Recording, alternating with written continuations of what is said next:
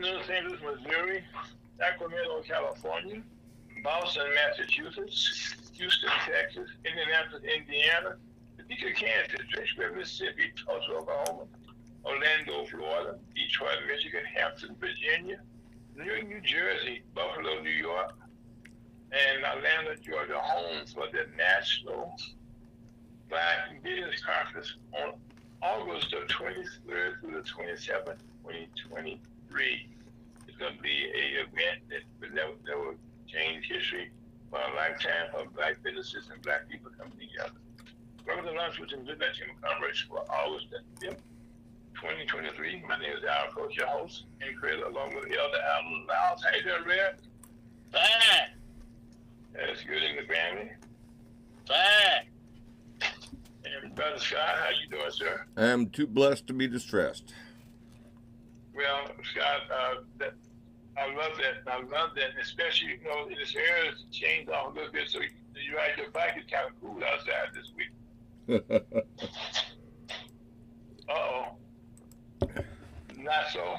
No, bank account is not as full as I'd like to see it, of course, but that's everybody. Okay. So. Okay, well, I think we all just tested that, Brother Scott. And also, we'll be joined later on in the program by Chuck DeBoe III. But we'll broadcast them live on Ferguson USA HotTalkRadio.com from beautiful Wichita, that's in North County, and also for St. Louis and North City, and then for Red Building. The brother on, and Scott is from that on Missouri. Thank you for joining us on this beautiful Saturday afternoon. I hope all is well in your neighborhood. And right now we're going to have prayer with Elder Alan Lyles, who's the pastor of the Walnut Park Baptist Church, located at 5547 Millen Avenue. That's in North St. Louis at 63120 for your zip code.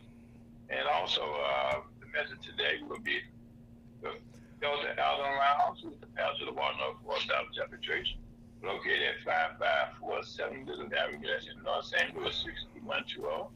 And today's message here will be from Elder Alan Lyles, pastor of Walnut Park Baptist Church, 5547 Millen Avenue, North St. Louis 63120.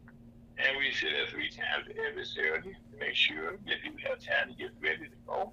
And right now, Elder Lyles, how you doing, sir? Fine. Yes, sir. And what do you have for us? Our heads. Heavenly Father, we thank you for a great salvation. How that Christ died for our sin, was buried, and rose again. We continue to thank you that you woke us up this morning and kept us out of harm's way. And we ask you to bless the sick all over in the universe, Heavenly Father. And Heavenly Father, I ask you that we might have a wonderful time with you and souls get saved before it's ever too late. In Jesus' most precious name, amen. Well, I thank you for that prayer. That was a beautiful prayer because their souls need to be saved. There's so much evil that's going on around the world. So, what do you have for us this week, Greg? The lesson. Lesson is the gospel. That's always prevalent to be spoke about the gospel because that's what's hidden in people. People go to church and they go a lot of places, and it's a lot of places they talk about Christ besides the church. It's a whole lot of places. You can talk on the streets, in the highways, in the byways. That's why the Lord said, go out in the world and preach the gospel to every creature. He that believeth and saved and baptized.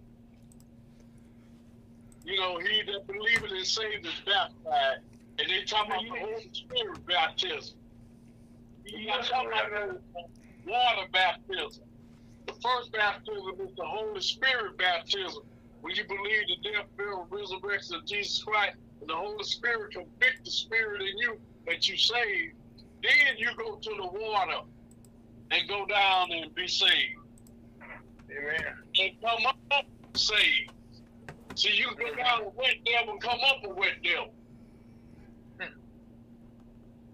Okay. And we're going to be reading this 15th chapter of 1 Corinthians because it's 1 Corinthians Because it is going to be a resurrection.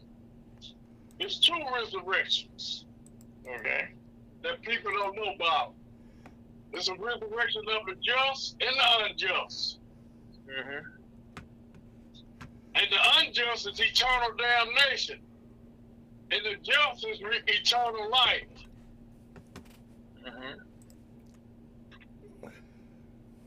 And verse 1 in the 15th chapter says, the footnote in here, the title says, part 8, the coming of the Lord and the first resurrection, in Revelation 20 and 5, and verse 11 through 15.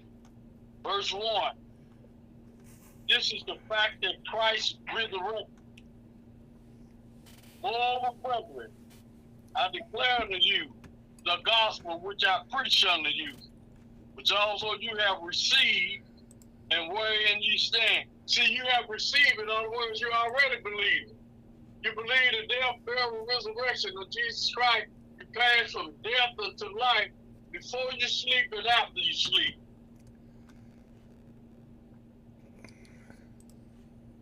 Which also ye are saved, if you keep in memory what I preached unto you, unless you have believed in vain.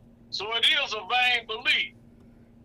A lot of people in vain belief because they say, I don't know what to believe, you know.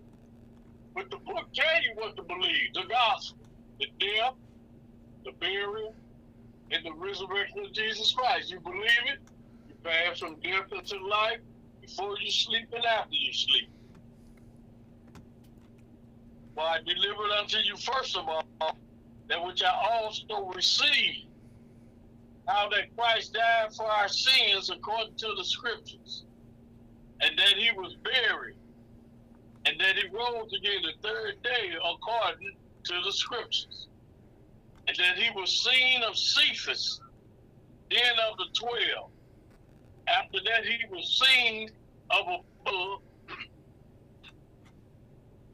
500 brethren at one. Wow.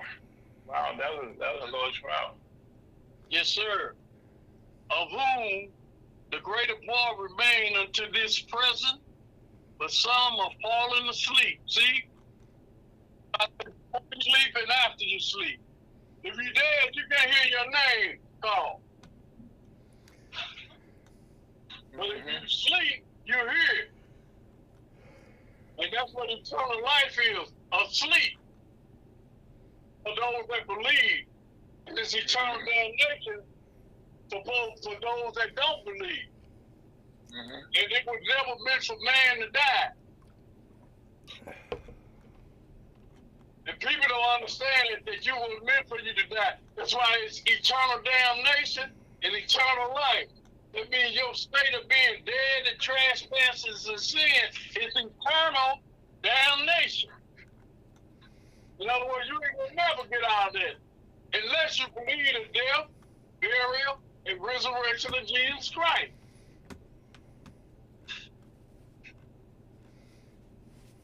They go on to say, after that he was seen of James, then of all the apostles. And last of all, he was seen of me, also as of one born out of due time. This is Paul talking here. For I am the least of the apostles, that am not meet to be called an apostle, because I persecuted the church of God. But by the grace of God, I am what I am. Mm-hmm. And his grace which was bestowed upon me was not in vain, but I labor more abundantly than they all. Yet not I, but the grace of God which was with me. Therefore, whether it were I or they, so we preach and so ye believe. It's all about believing. Faith is the substance of things hoped for and the evidence of things not seen. Mm-hmm. Now, if Christ be preached that we rose from the dead, that he rose from the dead, I say some among you that there is no resurrection of the dead. But if there be no resurrection of the dead, then is Christ not risen? And if Christ be not risen, then is our preaching vain, and your faith is also vain. Yea, and we are found false witnesses of God, because we have testified of God that he raised up Christ, whom he raised not up, if so be that the dead rise not. For if the dead rise not, then is not Christ raised. And if Christ be not raised, your faith is vain. You are yet in your sin. Then they also which are fallen asleep in Christ are perished. If in this life only we have hope in Christ, we above all men most miserable. But now is Christ risen from the dead, and become the first fruits of them that slept. For since by man came death, by man came also the resurrection of the dead. For as in Adam all died, even so in Christ should all be made alive. That's why you must believe the death, burial, and resurrection of Jesus Christ. You'll be made alive in Christ. But every man in his own order, Christ the first fruit. Afterwards, they that are Christ at his coming. Then cometh the end, when he should have delivered up the kingdom to God, even the Father, when he should have put down all rule and all authority and power. For he must reign till he had put all enemies on his feet. The last enemy that should be destroyed is death. See, ain't no more death in Christ. It's sleep. Without Christ is death. You know, real, sleep. you know, real. One of the things that you touched on last week, okay? And you just finished here. We're talking about with Adam. With Adam, you know how all this goes back to the first fruits. You know, when things, first were given to us, and how I guess you say we took things for granted and didn't believe what he was telling, what was being told to us was actually the truth. And that from there things got real crazy. And all the stuff you talk about right, he's reading about now is just in the, telling a story going back, how everything just lost its way from God. Yep, everything fell away from God. Because all have sinned. When it said all have sinned, it was talking about the animals too. Mm-hmm. It was talking about the insects. Mm-hmm. It was talking about everything. Everything turned it back on God. Yeah, because people forget that God turned his back on them when he destroyed the earth with water and he created Noah in the ark. And matter of fact, could you imagine today that in Noah's ark he had two of everything that survived, but all those the insects, whatever was in that ark, agreed and got along for all those times together. There was no fight, there was no animosity, but they all were together for the good of God. And all that was done was without hands. Right, yeah. Moses didn't lead that. Moses, not Moses, but Adam didn't lead nothing in there. God did all that. Yeah. And he said, he said he didn't want to listen to me. And the good part about it, he said that I won't destroy the earth again like I did that time. And we thank God that that now we are seeing around the world that he's keeping his word, but we as a people seem to be more stiff-necked than ever as we have all these examples that you talk about, if Saturday and preaching all during the week, that pastors around the world are saying, you got to come back to God, but nobody's listening to them. They're not listening no more. They listen a lot. It ain't gonna stop what God gonna do. Oh yes. And he's doing that now. He's sending fires all around the world. These fires burning and stuff. People think that this is a global warming. This ain't global warming. Ain't got nothing to do with it. The only one can destroy this earth is God.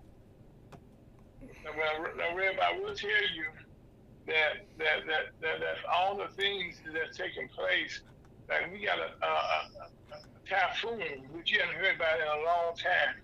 Well, it's going on, but no one is telling you about it. And like you said, all the things that are taking place around the world, that we're not just talking about the fires that we see.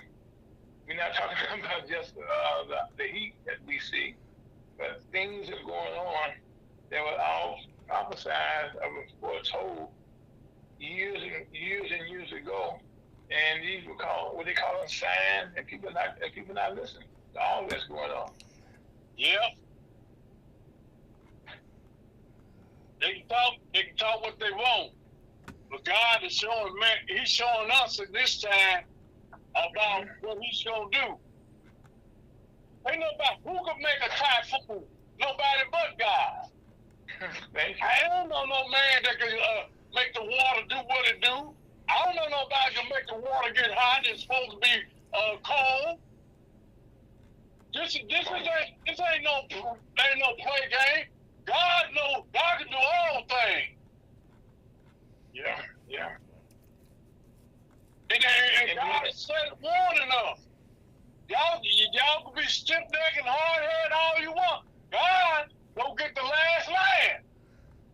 Yeah, even speaking of the war, like all these fast floods. I'm out here in St. Louis in the last couple of days, even actually today, we had rain this morning, about early this morning.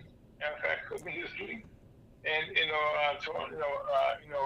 heavy rains, thunder, and all through this area, we now have flooding. I mean, 5-6 inches of rain, and there are massive floods all over the country, all around the world, not just here. There are floods all over the place, man. Yep. All over the place. And they talking about global warming and the science is this and science is that. Who you think got knowledge? God got all knowledge. Yeah, well, right now, people that's the thing about it, real. All the knowledge that they have, and the more they tell people, try to explain to people, no one's listening again, real. You know, no one's listening again. Knowledge they got, Arab. They got the knowledge from the tree of knowledge of good and evil, which is up to them. That's what they got. That's the knowledge they got. That's why these satellites and all this technology and stuff is advancing like it is. They're cloning people. They're doing some of everything. That's because of the devil with demons. Ain't no lie about that, real.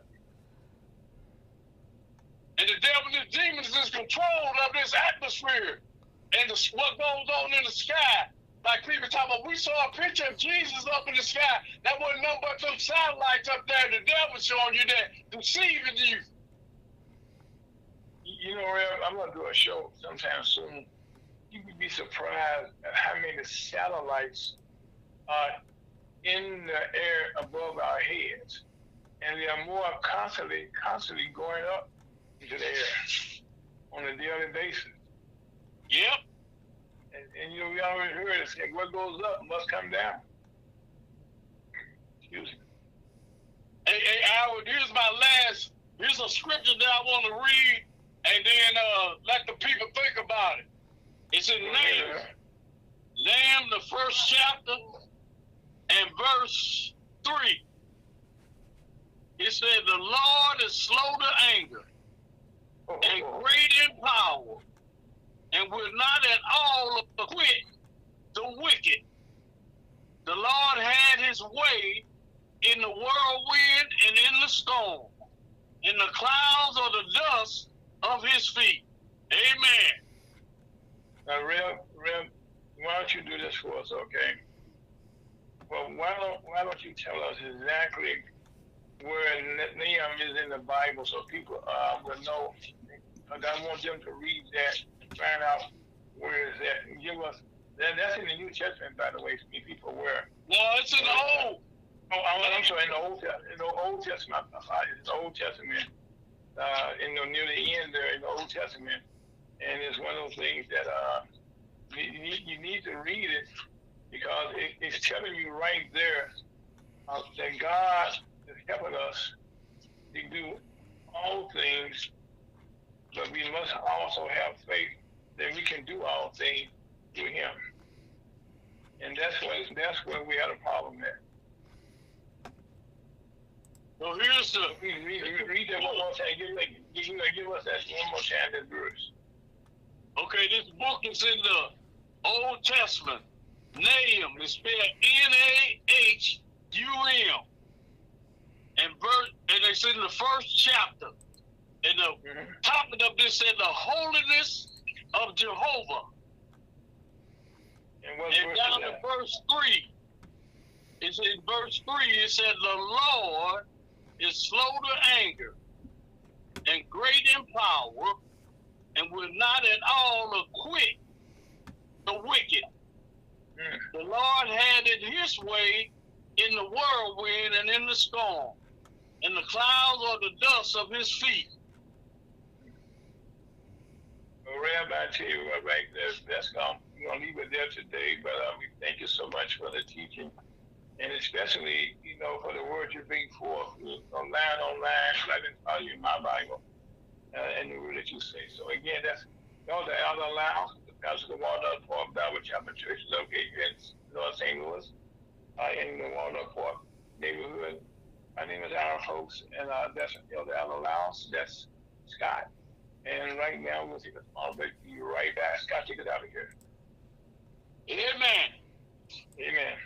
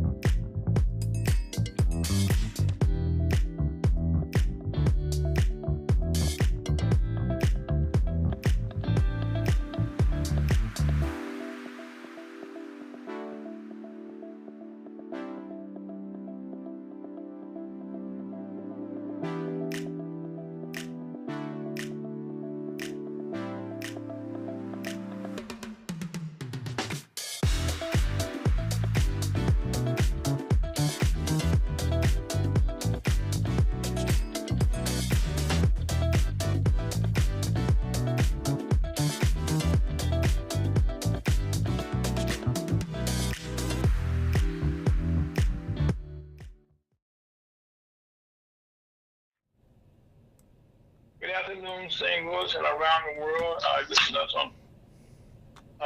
You listen to Lunch with Elizabeth by Tina Commerce. You can hear us on Frequency on USA, hotpowerradio.com. You can see or hear it on Facebook, YouTube, and Twitch live every Saturday hours at 1 and 3 p.m. And today we have we got a hell of a show for us today. Anyway, as we approach this weekend, according to the United States Census Bureau,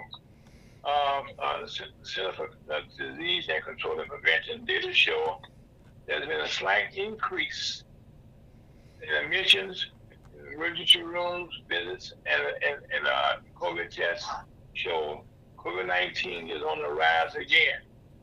So again, as we kind of people get a little lapse there, things behind us, COVID right now hasn't gone anywhere.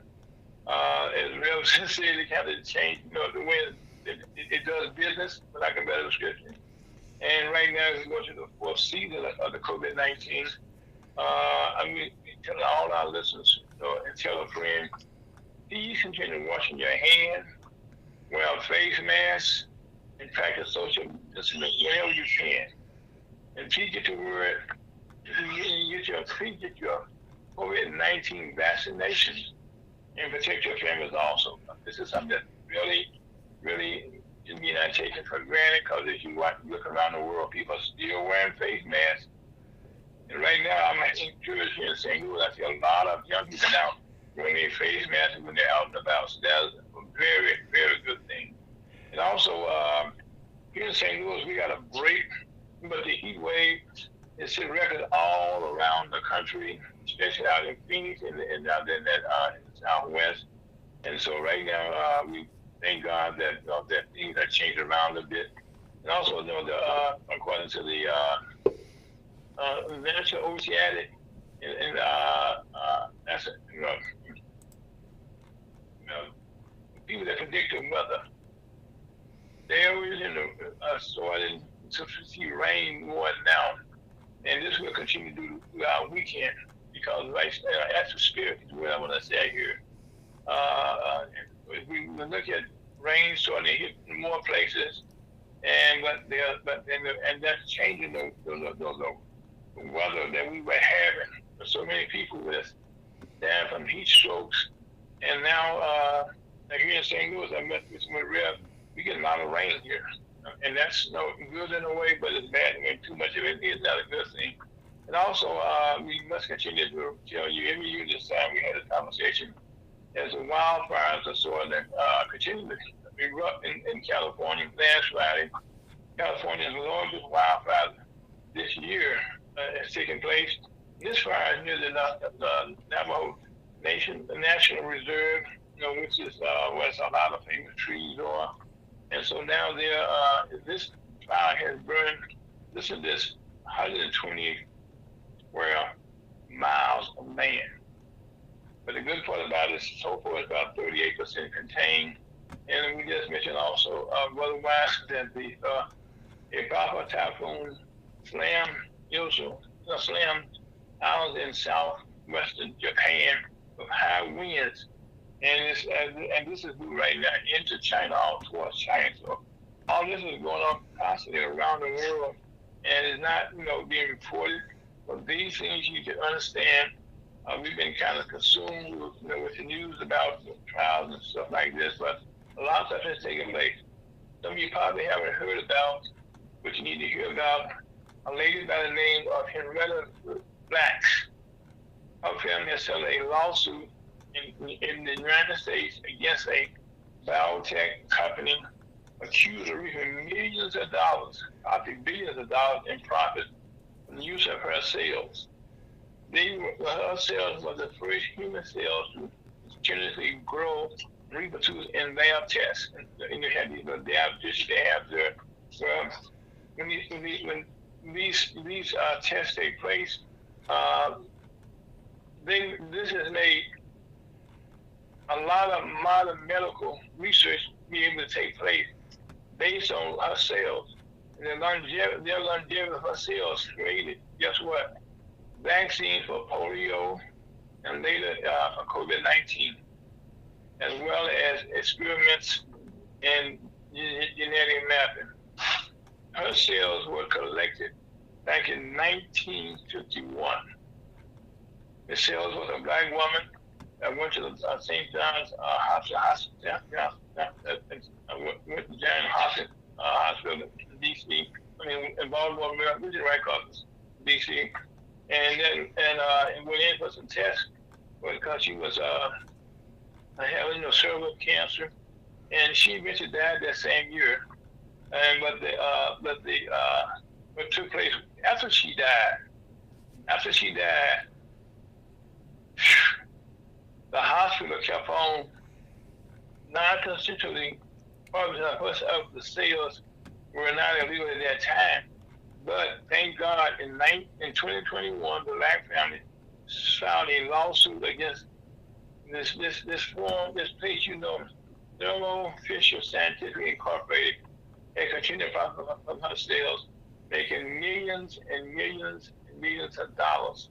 and they finally came to a settlement just passed for her whole family. So right now, all of the cures, all of the things that took place, all came from a black woman's cells. They were harvested and using all the labs and to change our lives for a lifetime. Thanks to a black woman by the name of Henrietta Lacks, L-A-C-K. I'm sorry, Lacks, I'm sorry, Henrietta Lacks. So please remember that name, Henrietta Lacks. Look her up in your history, and you'll find a lot of things. As you always said, most politics and things take place locally. You're in the city of St. Louis. Back in 2000, what was it, 2017. Here in St. Louis, we had a trial where a police officer had killed a black man illegally, and the court had ruled. But there were protests during the trial, and St. Louis Police Department did something that's been rarely done. They started a thing called Kettling, K-E-T-T-L-I-N-G. What they started doing was tapping the pavement with the shields and nice sticks, and when they were doing this, they were surrounding all the protesters, and then they started beating on them. Matter of one police officer that was undercover, he almost got killed, and so he sued the city and settled with that. But the reason I mentioned this, out of that, what took place in 2017 of this massive event, the city right now has paid 84 people. Listen to this: $4.9 million has been paid to people who were attacked, who were beat on in that area that night. They are now getting checks that range from $20,000 to over $100,000. And this came out of a transaction lawsuit. And matter of fact, it's probably one of the largest in U.S. history that from a protest. St. Louis normally is on the forefront of bad news when they do something that's stupid. And I can see it all the time. We do a lot of stupid stuff here in St. Louis. And so right now, our police department is now paying out, I should not the police, but the city is paying out, he read almost $5 million. And this is going to be just 84 people that actually, for the law, there were more people that were involved because it just was a bad time in St. Louis for black people to be around the police department. It was just a bad time, not just for the people here, but also for the police departments. And so out of that down, we have issues being settled in court. The legal said justice moved slow. Well, back in 2017, unfortunately, a lot of those people had not probably passed on. But at least some of those people would have money. They can start their lives, do better things and have money. Some of the people saying the money they're going to get, they're going to put money in the bank. But these are just some of the ways that people the cities are the people, the government sort of pay for that, for their wrongdoing. And also here in the state of Missouri, we have to say that we have actually a Senate race where everyone knows Senator Josh Hawley from his exports when the January 6 riots, when he was holding his fists up. Well, now you have 3 people on the Democratic side that's running against him. He's a Republican, and so he has no competition. And he run for re-election in the primaries. But for the Democrats, we trust to have 3 candidates that's running. Carter May, Missouri State Senator. We also have Wesley Bell, who's our St. Louis County prosecutor, who's running also. And a gentleman from Kansas City named Mr. Coombs. So right now, those 3 people are squaring off. And right now, the race is heating up pretty good. So, which is a good thing. There's more debate, you get more people involved, you have a race like this, and I think this will be a large turnout, because one thing that took place in recent weeks was the Attorney General of Missouri, who is a Republican, who had tried to keep the abortions off of the ballot by holding up approving the law that allow the petition to be passed and signed, and they can go out there and collect signatures for their petition. So that's definitely going to be on the ballot. So there's going to be a large turnout here in Missouri. And also this Thursday, former President Donald Trump pleaded not guilty after being arraigned for the third time this year in federal charges that I can't begin to count the charges that he had filed against him. But all I can say is that it's more than 20. One case was 30. And this case took place in Washington, D.C., in the federal courthouse there. It's a few blocks from the Capitol. This is took place where a mob of protesters supported a riot on January the 6th, and 2021, and he's treating 4 felonies related to the efforts to return the 2020 election and cling to power. And there are several things that we need to look at right after the arraignment. District Councilor Jack Smith got a brief press conference, which he's very, very short on words. When he read the charges, brief charges, and recommend that you get a copy of the charges, which I did get a copy of them, and you kind of read them for yourself. And you'd be surprised at the evidence that's there that's not being talked about in the news. And also during that same time, he took the time to thank all of the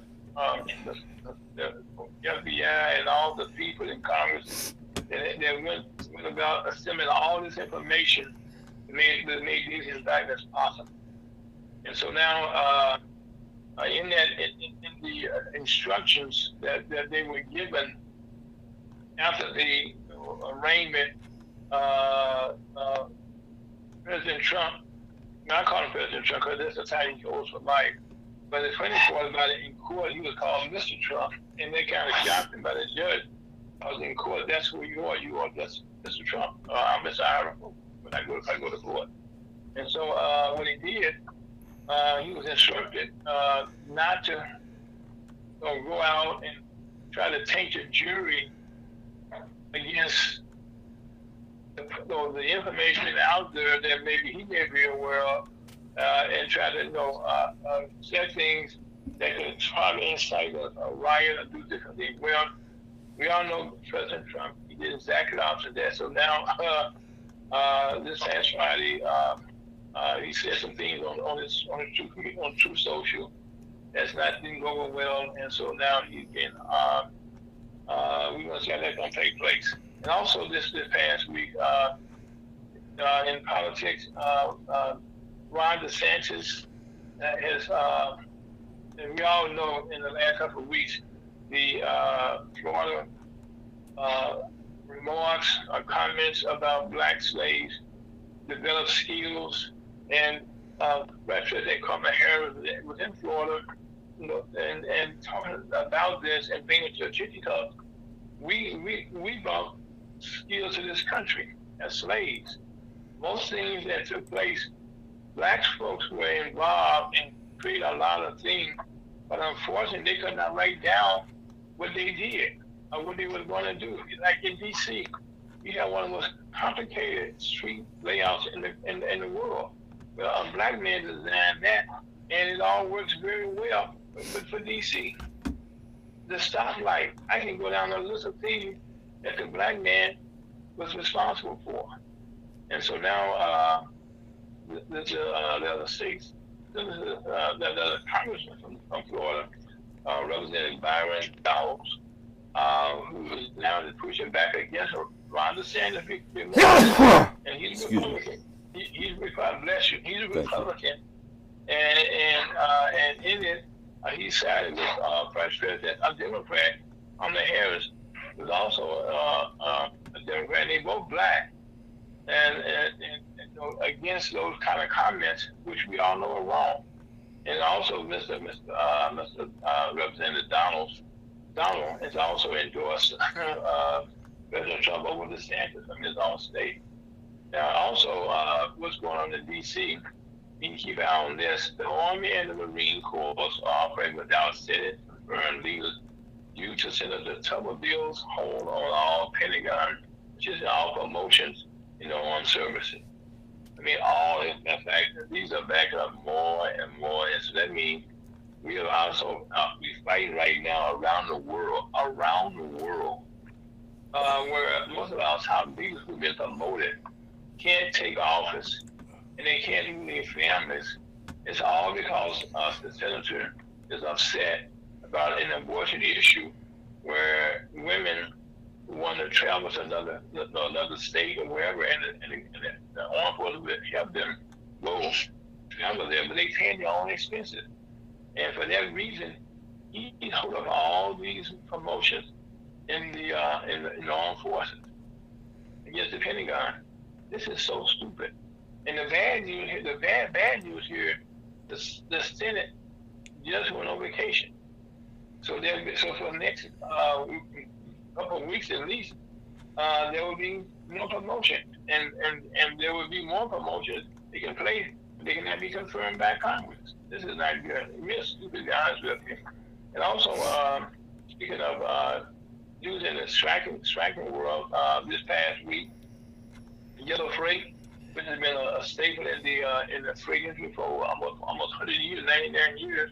Well, they filed for bankruptcy, and they put about at least 22,000 union workers on the street without jobs, and about 18,000 people who work in offices who are all right now unemployed at a bad time of the year for any family member, because kids get ready to go back to school, trying to get ready for the fall. This is not at all good. So that's a lot of people that's being affected by that, and also the dispute continues with the something that people are hearing about it, but you're not hearing about this a lot.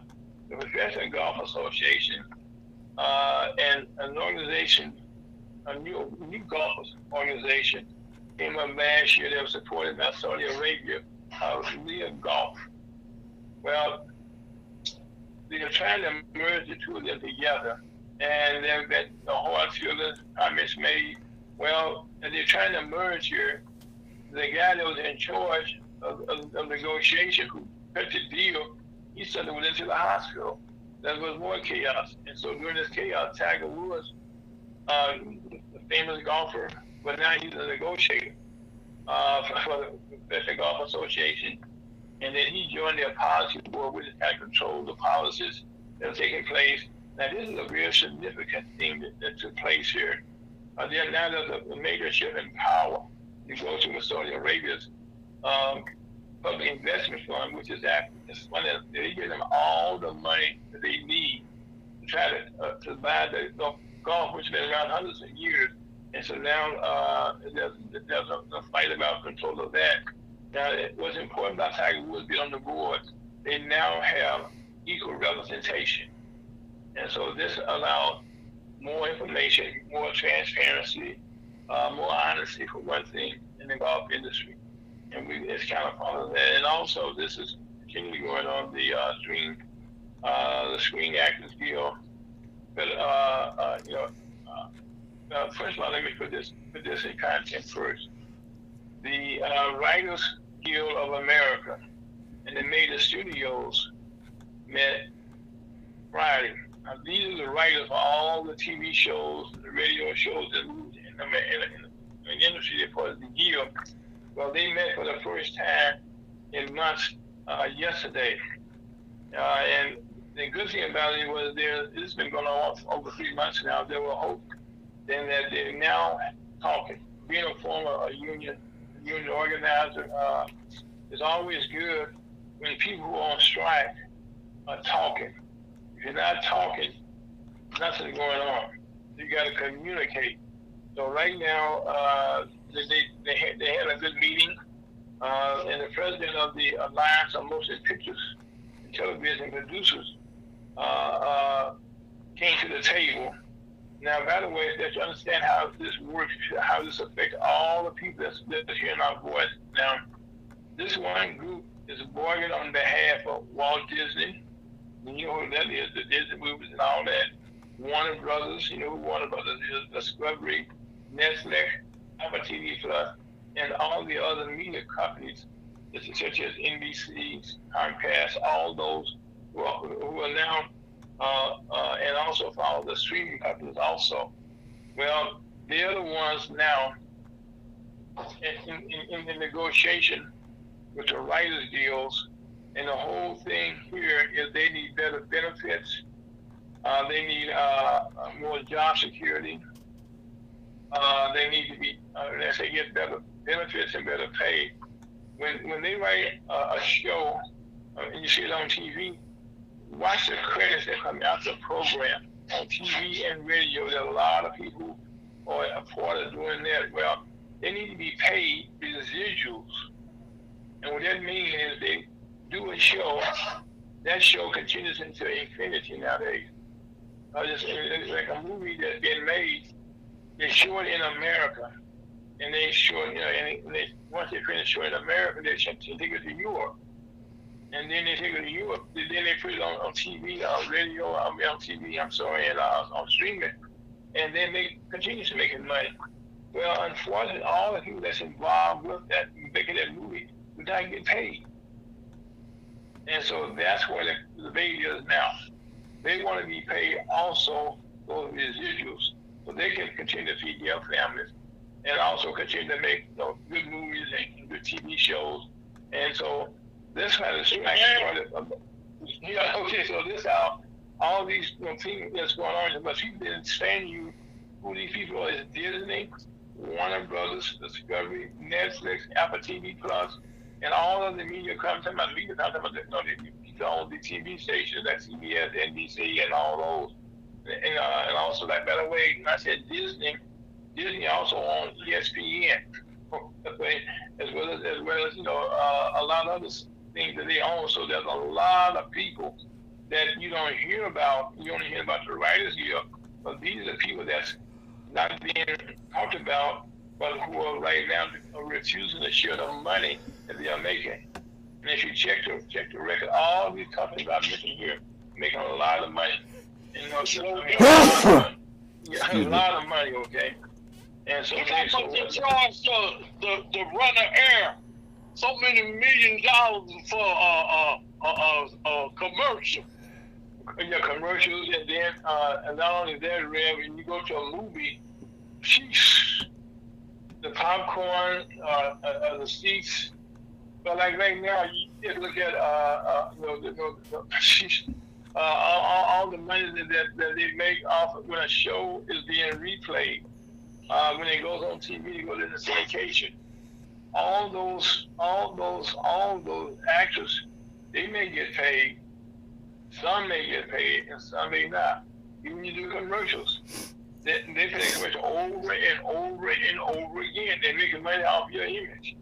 So again, that's what we're talking about here when we saying residuals from their work, and that's very, very, very, very important. So yesterday, the session ended with good news. They agreed to go back to the respective parties and come back together very shortly and give us an update about what's going on. And also, last night, you probably heard about now, there were no winners in the Mega Millions jackpot. And the jackpot is increasing right now to a record $1 billion, almost $2 billion. Let's put it like that. So the lot is going to be so between now and the next drawing. Right now, that's a lot of money out there in that jackpot. And also, this past week, we were fortunate up here in the city of St. Louis to have Secretary of Transportation Peter Buttigieg was in town on Monday when the metropolitan area was part of a $103.2 million transportation disaster relief grants that were packaged. And these grants are going to over 17 areas around the country where disaster relief from the floods and from the rains that took place in the past. And right now, we're going to receive almost 31 million here in the St. Louis area. But unfortunately, these reigns are taking place. So that's not. So again, so we got to continue to pray for all those people. And also on Tuesday, in our great city across the state of Missouri, Kansas City, Missouri, Mayor Quentin Lewis was inaugurated for 4 more years, along with the city and new council. They go numbers so that they'll be sitting there for the next 4 years. And Mayor Lucas, during this inauguration, announced a new ordinance that he's working on, which kind of came from the city of St. Louis, but this is limiting the use of firearms. Here in St. Louis, our mayor that passed a bill this past week, where, as you know, St. Louis, Missouri is there are no rules on people who can get guns, no age limit. Well, now, no restriction on who can carry a shotgun or AK-47 down the street. Well, now in St. Louis City, and soon St. Louis County, you have to have a permit to carry those guns. I'm not going to say they're going to stop a lot of the violence. They can stop some of the violence. Who can get a permit? Who can carry? You can have it in your house, but you just can't carry it. Open carry, like with your 45 on your hip or your machine gun hanging around your neck. That's not good. And by the way, our mayor, Tashara Jones, also attended this swearing in. And some good news here in the city of St. Louis, I guess around the country, a lot of the parents and the children, students, I should say, getting involved with back-to-school giveaways. Here in St. Louis, the St. Louis Public School System have a big giveaway they have this weekend. And also, the Urban League, you have one downtown and around this area, Metro area. Most school districts are now having some type of giveaway, which means the kids have supplies. Because all these supplies are very, very expensive. Book bags, pencils, ink pen, pencils, stuff like that people take for granted. And also here in Missouri, we're in a tax-free zone. You're buying supplies for your kids, buying clothes, computers, and stuff. There's no sales tax being charged. It's a good thing for Missouri. And that is taking place. And also, involved with this, young men can get haircuts. And I'm quite sure there's some places that young women can also be treated for. So their hair being treated also. But also, I'm happy to say that this is taking place, which means there's some improvements in things. But I'm unfortunately got to tell you again, I say every Saturday, in St. Louis County and City, carjacking and murders continue to increase. And my name is Aaron Folk. This is Lunch with my team of Congress for a beautiful Saturday afternoon here in St. Louis. That's the governor. I'm Elder Allen Loud, Scott Owens, and right now we're right back. Lunch with my team of Congress on Ferguson, USA. Hot Power.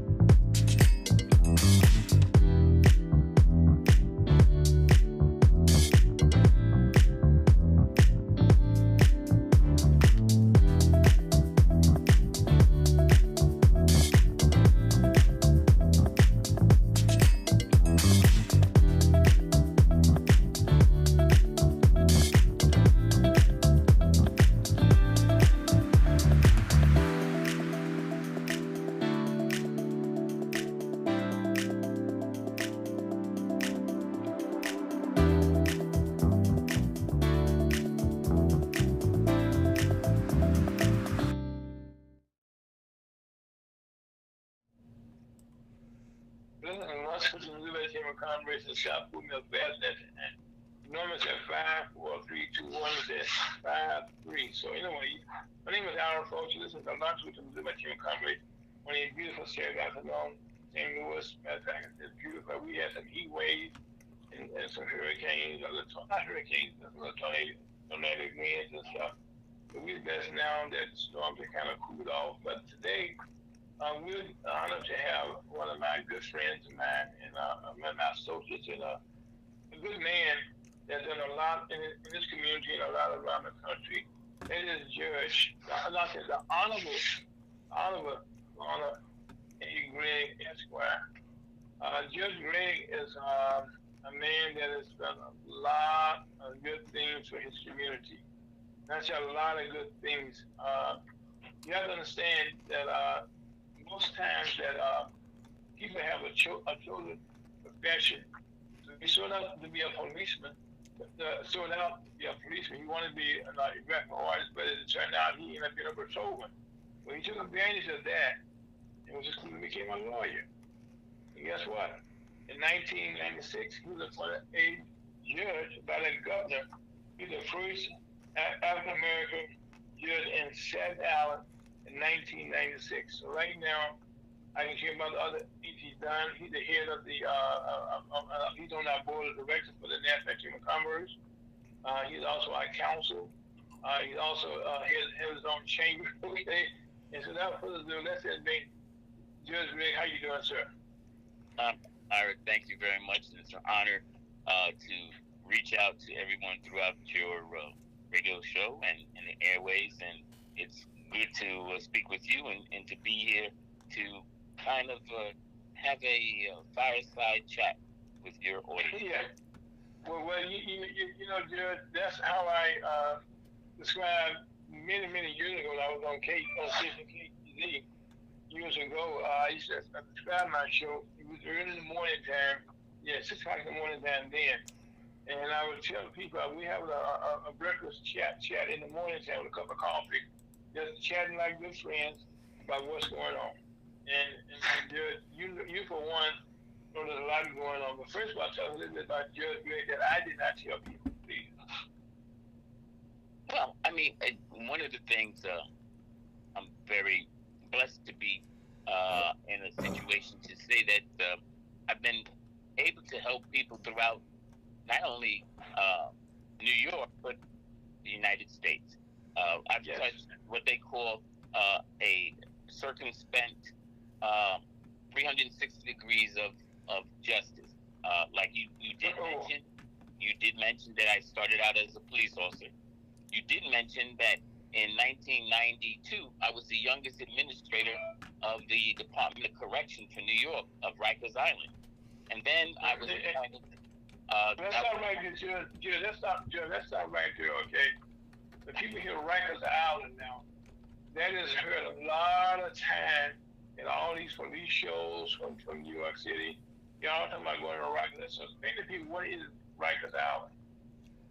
Well, truly, and to be honest, it is one of the most horrific experiences that anyone would have the displeasure of experiencing or going to. Rikers Island is the largest correctional facility in the world. Right now, New York City is trying to decentralize all of their correctional institutions and facilities. They're trying to close down Rikers Island. At one point, at its highest point, when I was the deputy commissioner and in charge of their trial division, we had over 16,000 inmates in Rikers Island. It spans over 16,000 inmates. It spans over 22 acres. And at that time, it had about 11 facilities. Now I think they have something close to 15.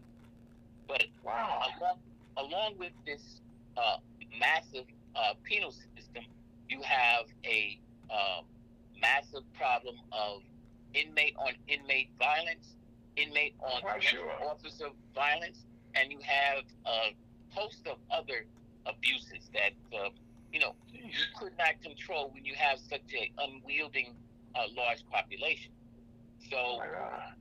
what they decided to do, and the city council is trying to foster a way to address that, is to shut down this centralized penal system and decentralize it, where you will have smaller jails or prisons within each of the 5 boroughs of New York. The problem is trying to get that not in my backyard mentality out of the administrations, in the 5 boroughs. So yeah, it's bad. Just another thing there that you just tapped on here, and like I said, you are a wealth of information, and not only but knowledge and understanding about how all these things work. And we on TV around the world watch as movies are being made, and they talk about the 5 boroughs in New York. Explain to us how that borough system works. Okay, it's basically like in any other state you would have suburbs and counties and cities. Well, New York is one of the largest complacent areas that you have cities within a small, large state.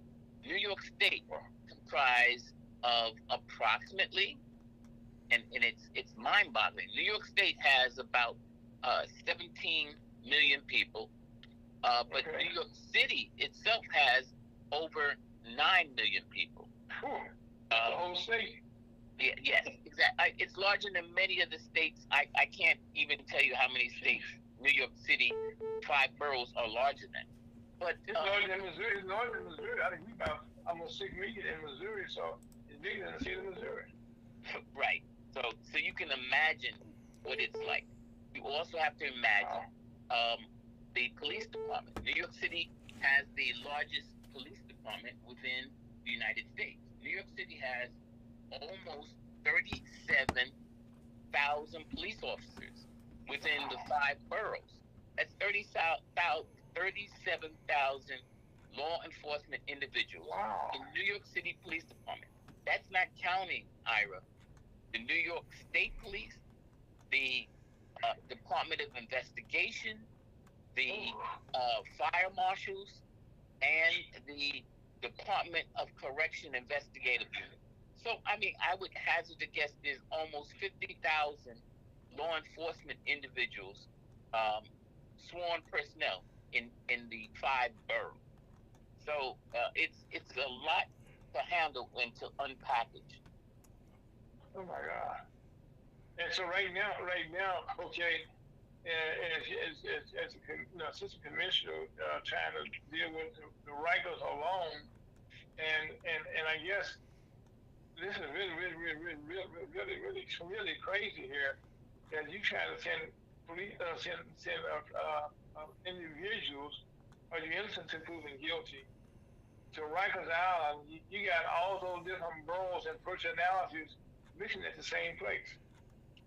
Exactly, and the tragedy of Rikers, and that one of the things I'm doing, I'm as if I don't have enough things. I'm in school for my doctorate in criminal justice administration, and one of the things that the urban planners did not plan for is that in Rikers Island, not only do you have detainees, those are individuals, Ira, that are being held for trials, for sentencing. Those are some individuals that are not even convicted. They're waiting to have their trial. Then you have those individuals that are convicted, who are waiting to go upstate. Rikers Island is considered a jail. It's not considered a prison. It is not a state penitentiary. So you have individuals who have been convicted after trial, waiting to go to be transported to penitentiary. Then you also have those individuals that have done their time, that have been put on parole, but they are parole violators. So they're waiting to have a hearing on their parole violations. They haven't committed any new crimes, but they were on parole, and they were out on their parole, and they violated the conditions of the parole. So you have, and you have also JATC, which is the youth facility. You have individuals that are of the age of 14 to 18 mixed in with criminals, and I say criminals that are the age of 21 and above. You have, unfortunately, old hats that have been in Rikers Island waiting sentencing or waiting to be transported to a penitentiary, 5 or 6 years. And these are people that can be any place from the age of 25 up to 75. And then you have youthful offenders that are 14 to 18. So they're all mixed in. But just,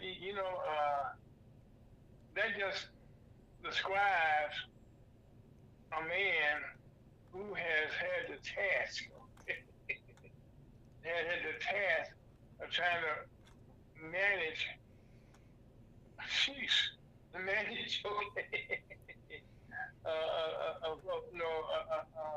unbelievable task. I cannot imagine how the mayor, who's also a former police officer, Mayor Adams, how he's trying to manage, and also while we're saying this, people right now from around the world are constantly coming to New York. Coming to New York, and when they come in there, the federal agencies and state agencies also send their prisoners to you guys from other states. Yes, it is an unwielding task, and Eric Adams, I do know him.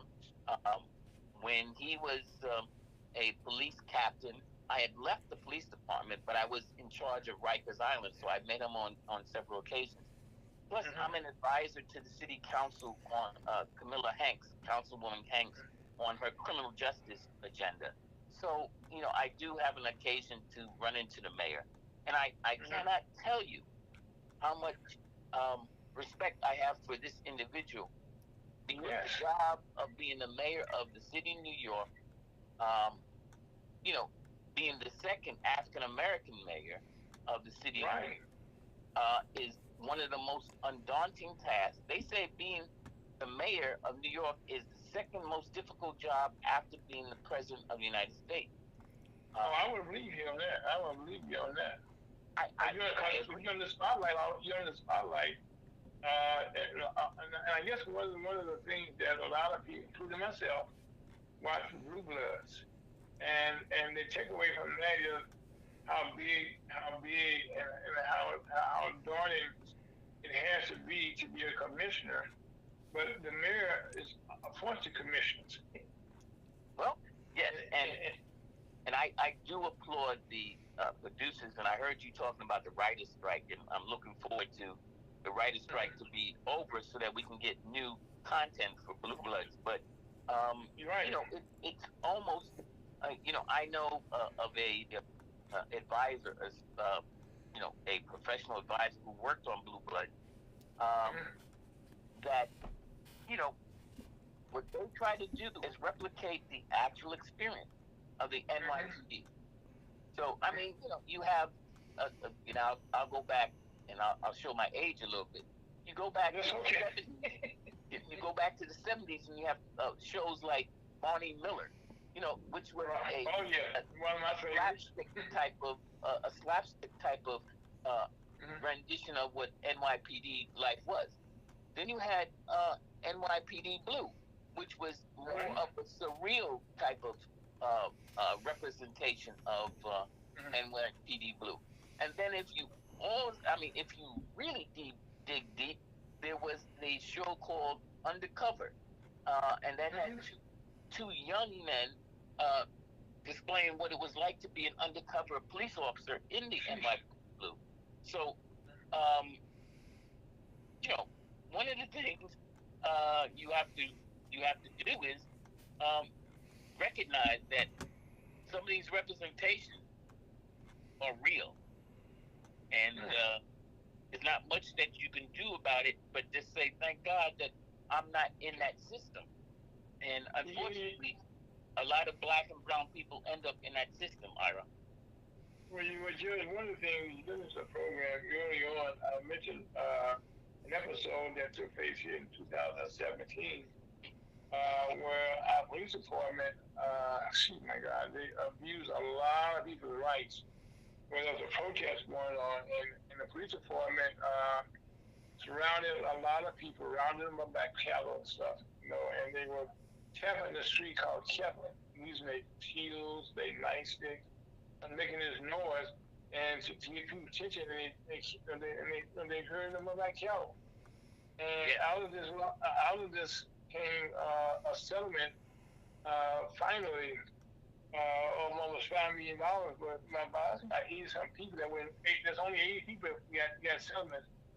And this is something that takes place around the country with different police departments are doing different things all the time that we just don't hear about. Well, I mean, you hear about the horrific cases, Right. George Floyd, Michael Brown. Yes. I can't even begin to repeat all those cases where you have innocent individuals killed by police. And being a former member of service, I can empathize with what a police officer goes through, but I cannot empathize with using illegal, unnecessary, or excessive force. So there are thousands of settlements that we don't hear about, and one of the things they need to do is to push forward there is a bill in Congress, the United Police Enforcement Act, which gives you uniform procedures and statistics and processes that all police officers must follow or adhere to throughout the United States. Right now, I don't know, there's got to be 6, 7, 8, thousand type of regulations for police departments throughout the United States. Nothing is uniform. What New York City does, I'm certain Milwaukee and Wisconsin does, they don't follow.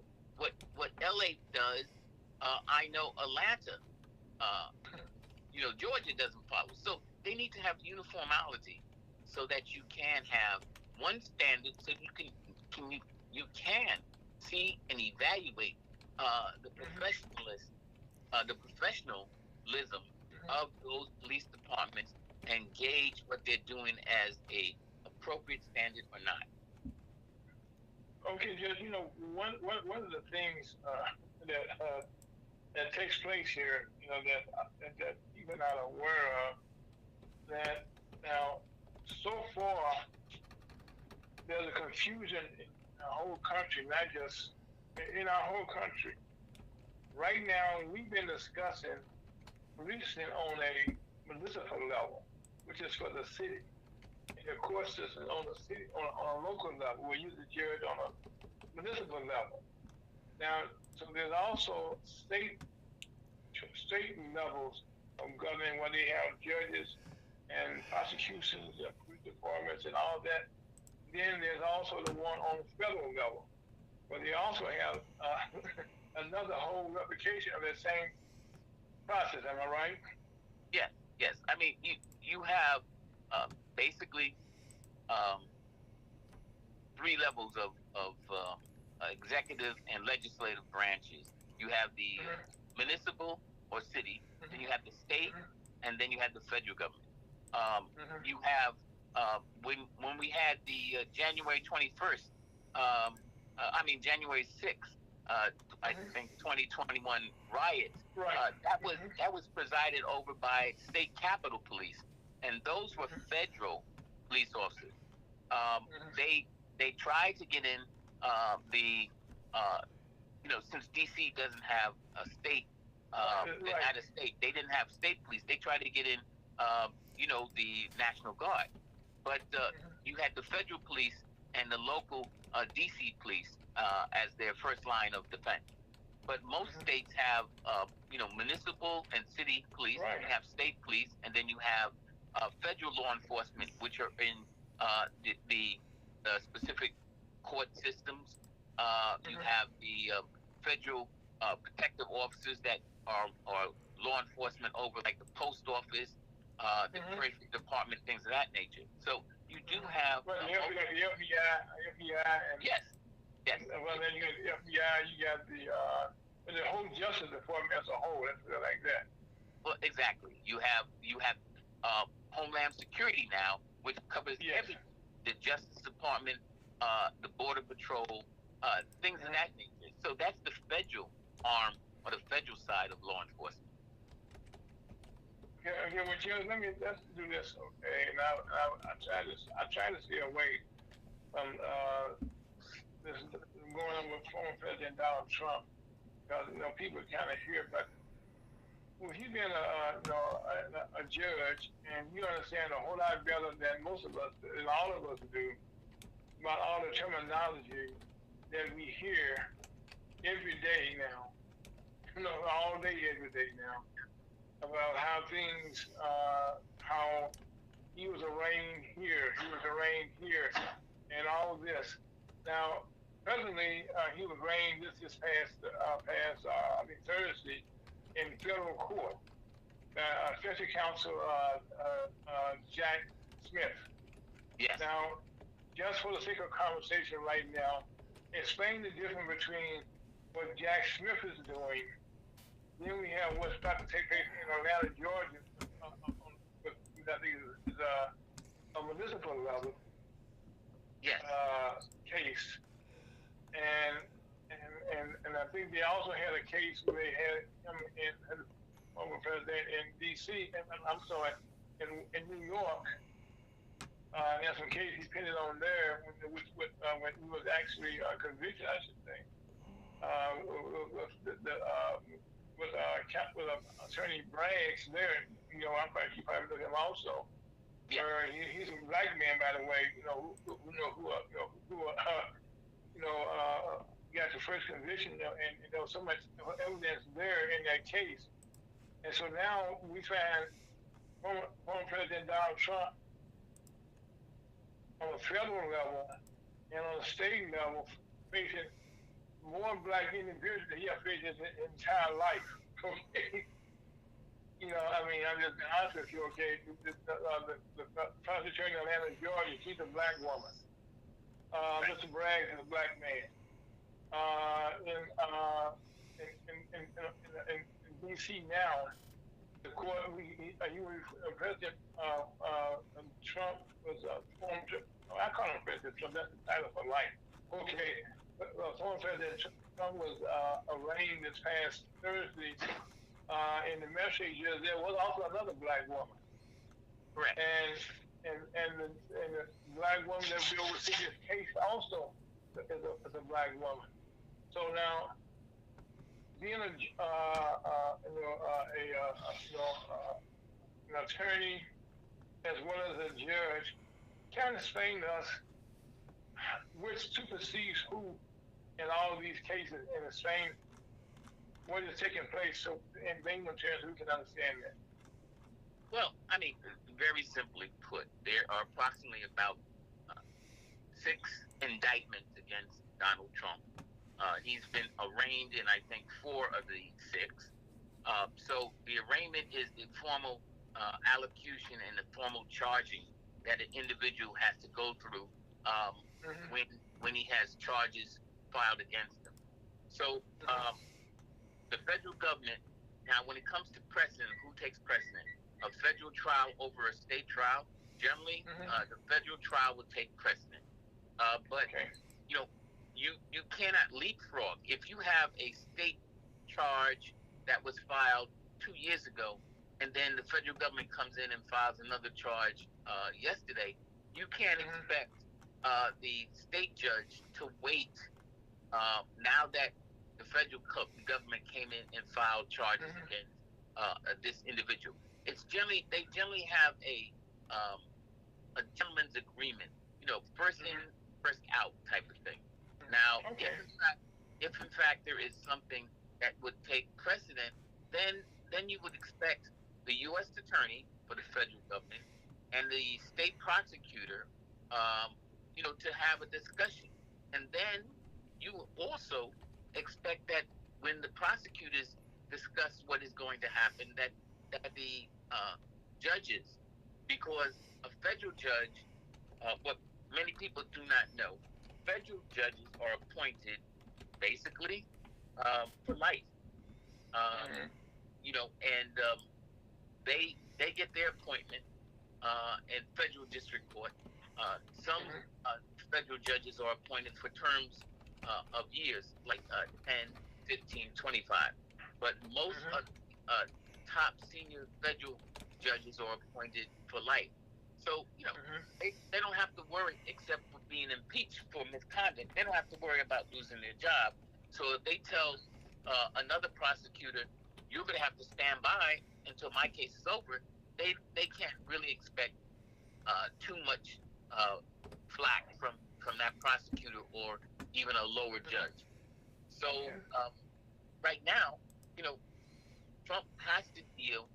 He has to deal with all of this. And you're right. He has not seen so many African American people in his life, short of people cleaning his estate. So I don't know. I don't know how he's going to react. I do know that the appointment of judges for a case works on a randomized system of selection. So that means you are put into a hopper. Your name is put into a spinner, and you pull out the name of the judge who's going to preside. So the luck for Trump was that this black woman was selected to preside over his newest D.C. case. Okay, now my next question is, what is the likelihood of her being removed from that position? That's one thing, that can be said is that, I can't get a fair trial with this black woman, blah, blah, blah, blah. So how secure is she in her position as she manages, I can use a better word right now, manages this case right now? Well, she should be. Short of any misconduct, she's very secure. The only thing that Trump's legal team can do is make an application for a change of venue, saying that he cannot get a free or fair, I should say, a fair trial in D.C. Well, I mean, you were the president of D.C. In D.C. So why would you think that you can't get a fair trial? And I'm certain that this judge is astute enough to know that she should not do anything that would tip the scales of fairness out of her hands into Trump's hands, so that they could remove her as a judge. And if they do make an application for a change of venue, then Trump's lawyers will have to prove how he does not believe he will get a fair trial in D.C. Okay, Jim, so while on the fairness of the judge, he's presently, has been indicted and arraigned in Florida also. And the same judge that was the two lucky to draw, she was with a judge in a previous case with him. And in that case, she was proven to be somewhat, her rulings were overruled by it was appealed to a higher court. Right. And she was kind of taken to the woodshed. Tell us a little bit about how that worked. Well, basically, they believe, and now we're talking about two different things. One, we're talking about a judge who makes a ruling who is appealed on a higher court level. The Court of Appeals, basically, is an appellate level that appeals federal district cases. What does the word appellate mean? It means appeal. That's just a fancy way to say appeal. Good.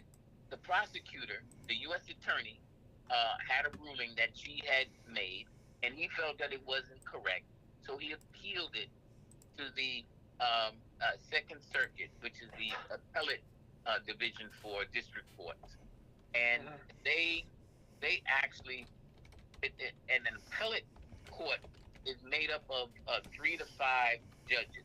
It's not just one individual. So the appellate court heard all the testimony again. They read the record. You generally don't argue a case on appeals. You generally go basically on the record. You review everything, and then the 3 to 5 panel individuals make a decision. They believe that her ruling was incorrect, and they referred it back to her, and they said, you know better.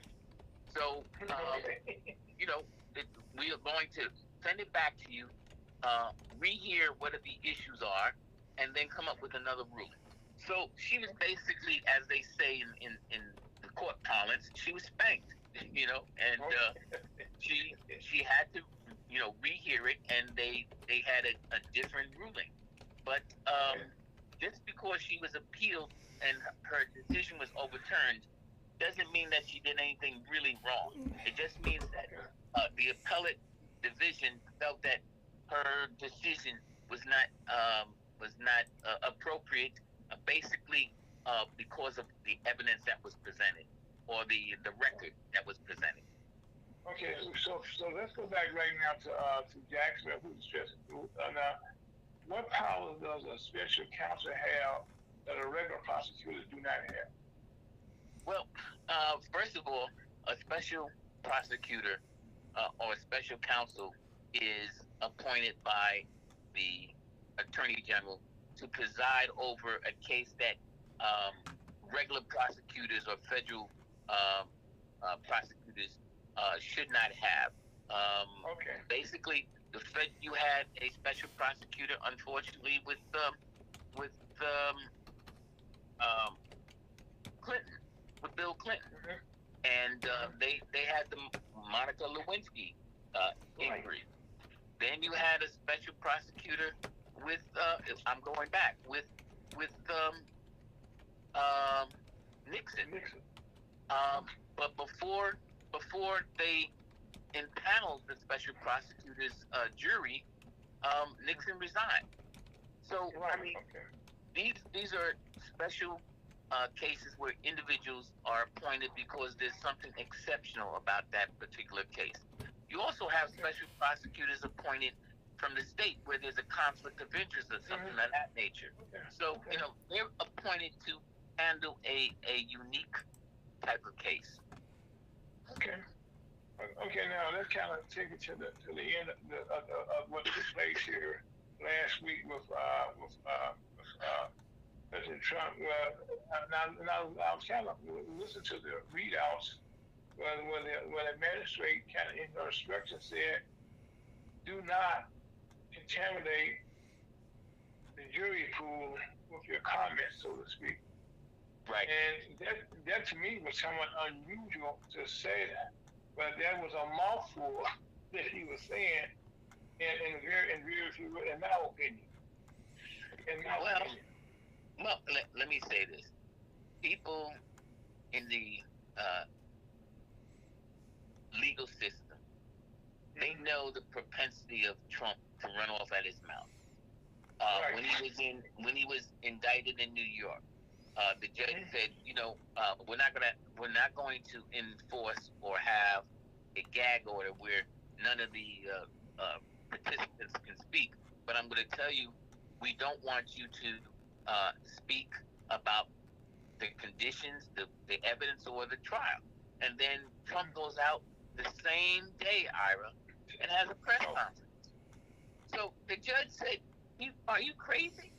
And they said, you know, now, not only will we impose a gag order, but we will impose contempt of court. If you do violate this, you will be held in contempt of court. And contempt of court fines or penalties can range from a fine up to imprisonment. So, I mean, Trump likes to, he likes to push the envelope. So when he heard this, he did not want to. It's not unusual for a rich person to try and push the envelope.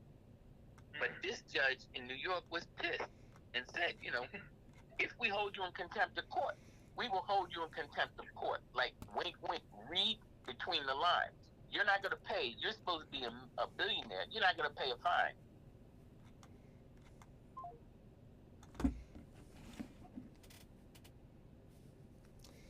Ladies and gentlemen, please stand by while we try to get Mr. Folks back on the line.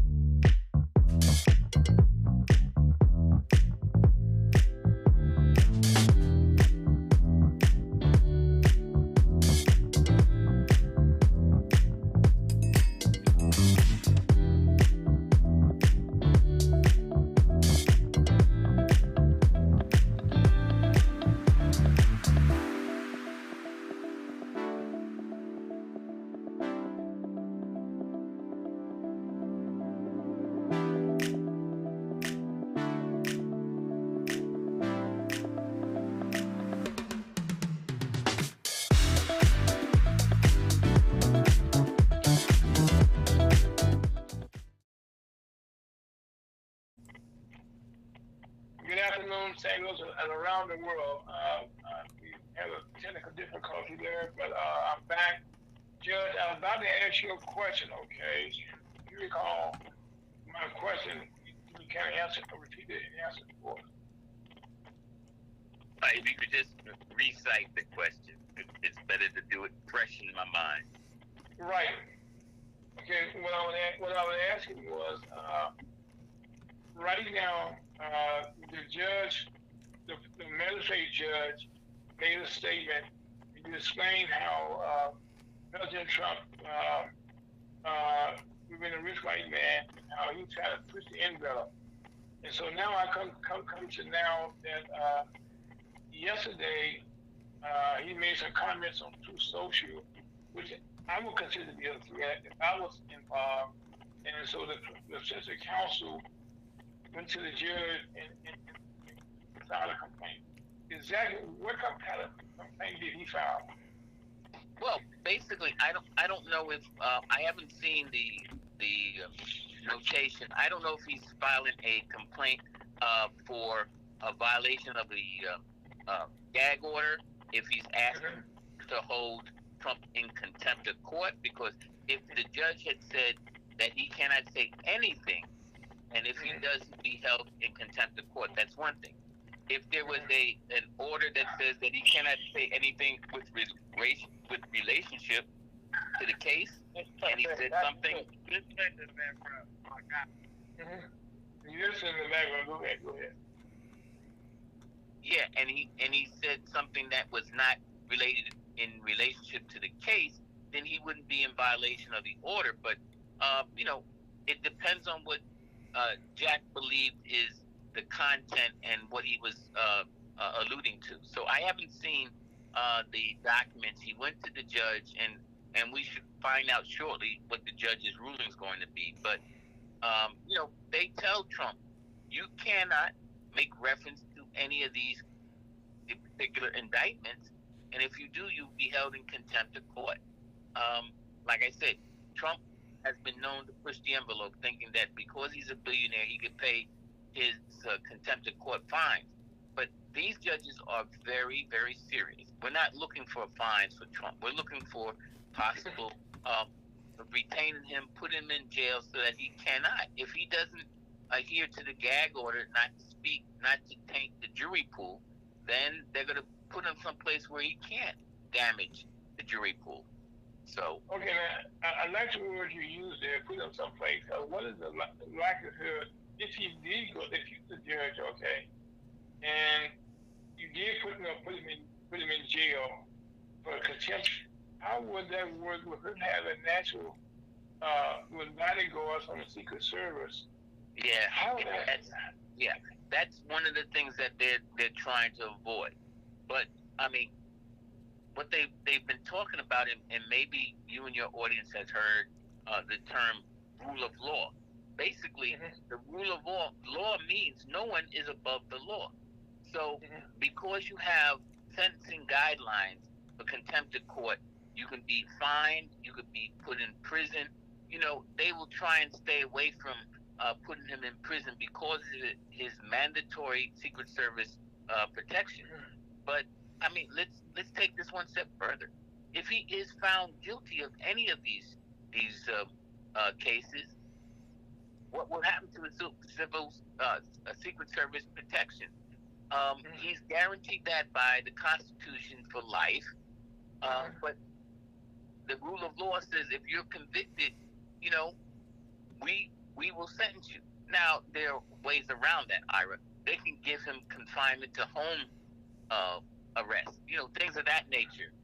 But, we're getting ahead of ourselves. We don't know if he's going to be convicted. But there are ways to ensure for the rule of law and to make certain that whatever the sanction or penalty is, that Donald Trump would have to live up to it. Okay, right now, let's stick with the contempt right now that he's probably facing now by the judge for his comments, written comments, I would say, on his website. That the council asking for a ruling on. So what is the likelihood he could be in prison? Could he be locked up someplace other than prison? Anything that?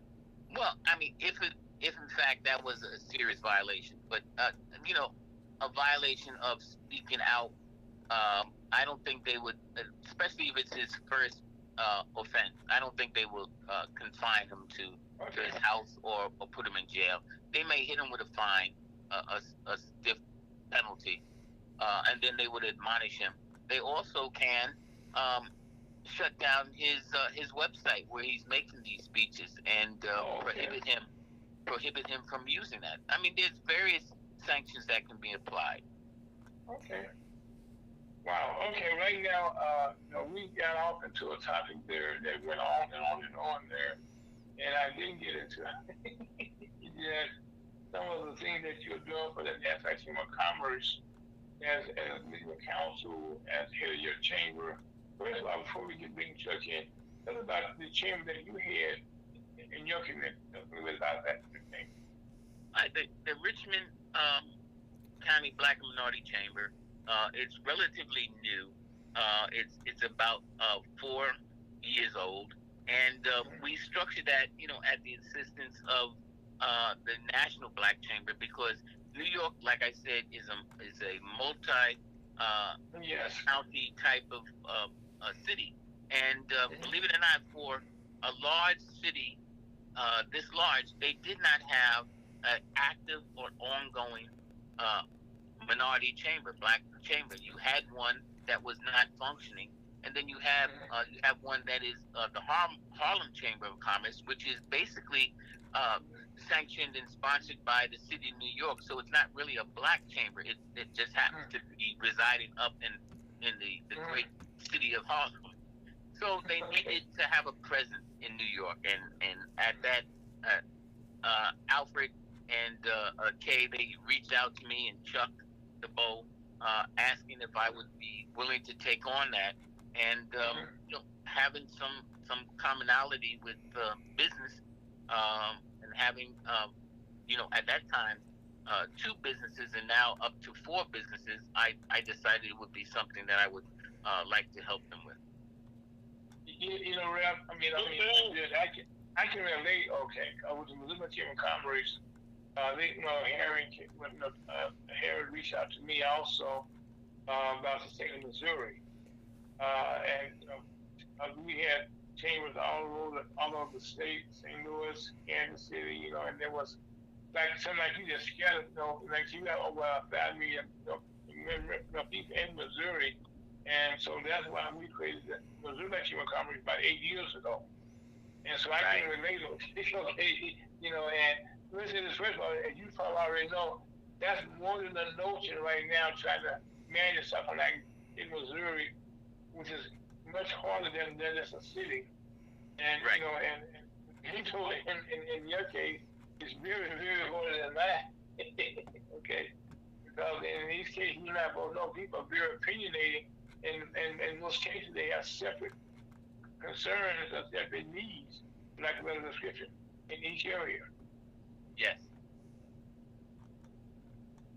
Well, so far, congratulations, by the way, on your chamber and on your 4-year anniversary.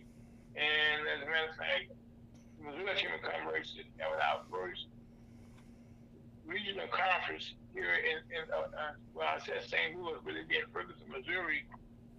This coming April the 4th and the 5th. And I'd like to invite you down, if you present to your agenda, okay? All the things that you're doing. Well, we're trying now to bring all those scattered pieces together in one place. And I think Ferguson, Missouri is something that's kind of worldwide known now. And the mayors agreed, and we got about 20-some black mayors here. And that would be a nice coming together here so people can review a little bit of what took place in Ferguson and where things kind of got me started with the chamber. And how far we have come, how many changes that have taken place in our community. Right. So anyway, having said that, Chuck DeBow, how you doing, sir? Chuck, you still there? Well, surprise. I'm calling live and direct from Nelson Mandela Square in the heart of Johannesburg. Oh my God! I'm here with the Global Diversity Export Initiative of the U.S. Department of Commerce, and we've got about 40 businesses that are set for exporting to Africa. And we're going to be here, and then Ghana for a few days, and then on to Nigeria. And so we got a lot going. And to be honest with you, I had no idea what time it was. I thought I missed this program completely. It's how you doing, Joe? That I'm up to the task, and believe me, it's full of challenge. But that God has blessed us enough to make these types of trips amidst all the other activities that we have. A lot of great things going. What time is it where you are now? I want to commend Judge Gregg for the success of his chamber and having the fortitude to overcome those challenges that you need in starting the chamber early on, particularly with all the dynamics of New York City area. So that's my statement. I'm quiet. Well, thank you. How are we doing? What's going on? You're welcome, but you earned it, sir. Okay, first of all, Joe, what time is it where you are? Right now it's 9:46 p.m. Okay. Oh wow. Okay, that's a couple of times off the head of us. Okay.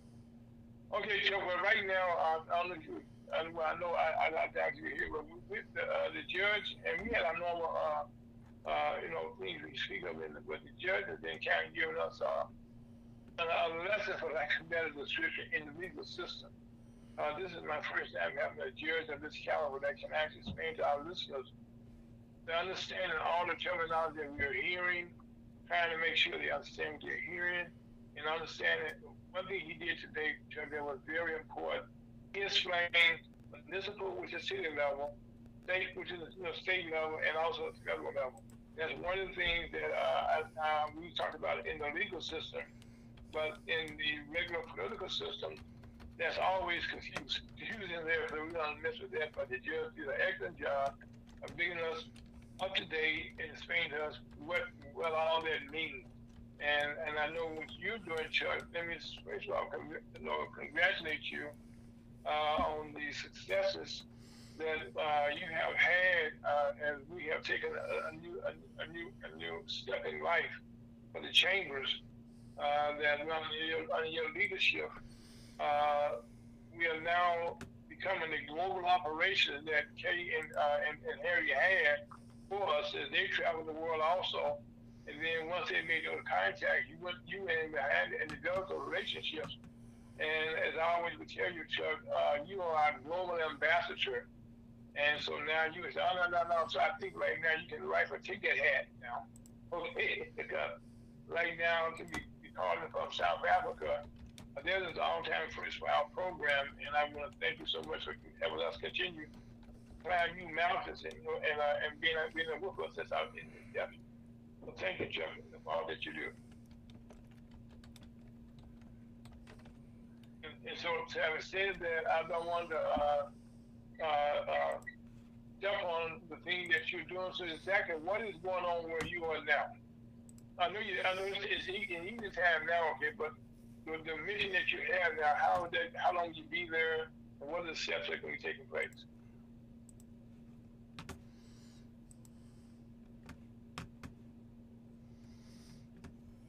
Still there, Chuck? Okay, I think we lost Chuck here. Wow, he'll call back in, I know. But Judge Gregg? Yes, sir. He's still there. Could you imagine our leader being in Nelson Mandela's hometown today, and you part of the broadcast? For us, it's all-time first, okay, to be broadcasted from South Africa. And, I'm very, very proud of Chuck and where he's taken the NBCC. As you know, we have a national conference coming up with global partners come the end of this month. So I'm very happy that he's able to get around and make a world connection. And one of the places that I had business was in Lagos, Nigeria, and I'm glad to see that Chuck is back to the motherland, and he's making contacts not just with Africa, but South America and Central America. So he's branching out and touching the Americas and making them know that NBCC is not just a local or state entity. They're making a global impact. So kudos to Chuck DeBow and the memory of Al and Kay DeBow also.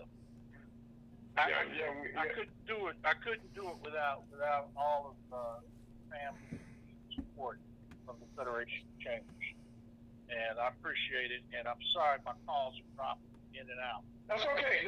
We understand. But first of all, we'll be broadcasting live from South Africa in Mandela's home on land that he walked is an all-time first and honor for us. Okay. Before what you're doing, and I truly appreciate it. Well, the judge really eloquently stated it. We have a strategy or a concept called Afro-Americas are open business. And that's essentially what. And one of the things happening, and in light of the affirmative action, disillusion, and the attack on diversity, equity, inclusion strategies, we're saying that it really doesn't matter what we do business with ourselves. And if we connect diaspora, all the businesses that are really just the same as Afro-American SME, we got the same thing in Colombia, and I heard a little bit of what the judge was saying. That's exactly where we are, and we've got agricultural challenges in Colombia, Panama, Brazil, all through Latin America, Caribbean, and in Africa. But we've been growing with interest that now we have India and Spain, Europe, a number of other countries that are offering to bring their resources as well. Everybody's trying to do the same thing. So all we're really doing is making that connectivity, and there are a number of businesses that have managed to get out on their own and kind of like break the ice, get something started. Now we're here to put good resources behind them, and thanks to a partnership with Prosper Africa, we're able to put some resources to it. That particular where we are now. Well, Chuck, I think one of the things, okay, that you have done here, and you have to be commended for this, you have brought one of the things that in our Black community, we all know this as people who live in communities, that bringing anybody together under the same umbrella to do business together is almost virtually impossible. And one of the things that what you have done, and I say this all the time, you have successfully brought all these entities to one place in Atlanta, all these countries to one place in Atlanta. And if they're not there, there's a focus on Atlanta. And bringing that in, you bring in successful business, unsuccessful business, or business that want to be part of making money, where they didn't have to depend on just the American system to make money, but there's money that can come into them, and you bring them together. Did I put that right, Chuck? Absolutely. There's a step that kind of precedes the doing business together, and that is the philosophy and the policy. You know, U.S. government policy has been really just in actuality, really look at it, it's the step behind the failed policy that China had. And by that I mean, just look into export, see what can we sell you. And we've reached a point now with this of late, I'd say, since Obama started the African Leadership Summit, we started funneling or channeling resources into Africa, and that's helping them build their capacity. But we're able to have a voice, have a hand, and say that we're able to offer some of our best practices. So the Black farmers, that's what I was talking to you about. You know what's going on with the agricultural sector in the Missouri area as well. We're I won't say we're shut out, but we're not having the opportunities that we really need and that are there. And at the same time, there's a food shortage. You know, right now our military is limited as to what we can do for the ability to feed them where they go. And they've been trying to go through what relationships they have had, where they're trying to like buy from Chile and other places, but they can't turn the crops like 2 or 3 times a year the way they can in these other countries. Not to mention the small lot farmers are growing organic products. This stuff. Excuse me. not commercially viable because of this what's been going on with industrial farms. So we got a great potential, but it's not limited to agriculture. This is one of the things. And at the conference in Atlanta, we have a think tank that's going to happen with a number of leaders that we're having come from various countries. In particular, 4 minutes, Senegal, gentlemen. Kenya, Thank you. Okay. Latin America, and who knows, man? I think the ambassador, U.S. ambassador to South Africa, I think he's going to be able to attend, and we're going to have some dynamic dialogue there about what we're going to do. Put the master plan, put something together. So we're excited about it.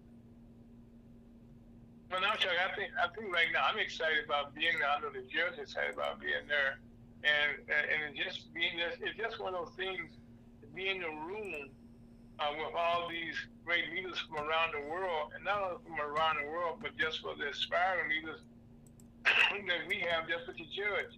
Being his people from New York down, me being my people from Central Missouri there. This is an opportunity for all of us to have an opportunity to meet people from foreign countries we never would have met in our lifetime. That's right. Lifetime. Am I right, Judge? Yes, correctly. And Chuck, let me just, I don't know if you were on earlier. Just I was telling Ira, this is my second semester. I'm back in school for my doctorate in criminal justice. And I'm going to get you a copy of this PowerPoint. I just did a comparative paper on the criminal justice system of South Africa and America. And one of the things I want to do is meet with the people that you have in Africa, so we could talk about the criminal justice system in Africa. As you can imagine, they still have a horrific crime rate going in Africa, and it's because of the lack of diversification in their police department. You have police departments all over Africa, but they're made up of different sects and different tribes, and there's no uniformity. We were talking about uniformity in police departments in the United States. So I want to, with my security company now, I decided to go back to school, get this doctorate in criminal justice, and try and forge forward with best practices for total criminal justice systems throughout the United States. And now I hear with you branching out into Africa, quite possibly internationally. So I would love to just continue this discussion when I see you in Atlanta and meet with some of the people there. Amen. Bring your power and we'll get You got it. See, here's a perfect example right here, Chuck, of the doors, of the not just doors, the windows of opportunity that the National Chamber of Commerce is presenting for people in this country. Like I said, Judge Gregg, we never would have had the opportunity to do what you're doing without you being there today in South Africa. Yeah, man. And we want the history being made today on the air, because of where you are and what Judge Gregg just talked about, Judge. Am I right? Yes. You're absolutely right. Those are things we're gonna make it happen. But again, as we kind of kissing the window of time here, we're waiting for no one. Chuck, in the last half 30 seconds, give us a quick capsule discussion about what we're gonna have in Atlanta right quick. We're really still got people coming in at the last minute here with resources and presentation. I'm still doing letters of invitation for government officials. We just had last couple of days the enterprise free zone area of Kenya. The chairman of that feels he's got something valuable and important he wants to talk about the opportunities that we have as foreign businesses coming in to do business there and the support that they'll offer. So if you get in a free trade zone, you get, in some cases, free office, all sorts of support things connected to it, not to mention the logistics for shipping of your goods and services, getting those things in there. So we've got the international component, we've got the policy component with well payers, we've got a matchmaking element with the Black Diversity Supplier Network through the National Business League, and then we're just kind of like got a lot of free range stuff that people want to talk about. We're going to be able to accommodate. Okay, well, then, Chuck, right now we want to thank you, our global ambassador, and also the National Human Congress, and also the Honorable Judge Gregg, and all the things that he's doing, and please, Judge, include us in that when you want to talk to the world, you can always find us here, and also, Father, he does that for the Right Reverend Elder Loud. My name is Al, folks, and I'm the host of Missouri Human Congress on a beautiful Saturday in St. Louis. We can be heard the show again tomorrow at 1 p.m. on Sunday and 1 p.m. also on Wednesday via Rebroadcast. You can also keep us on Spotify. On that note, they will have the time with us. Life is good, and please be safe. Talk to you again next week. Amen. Yeah.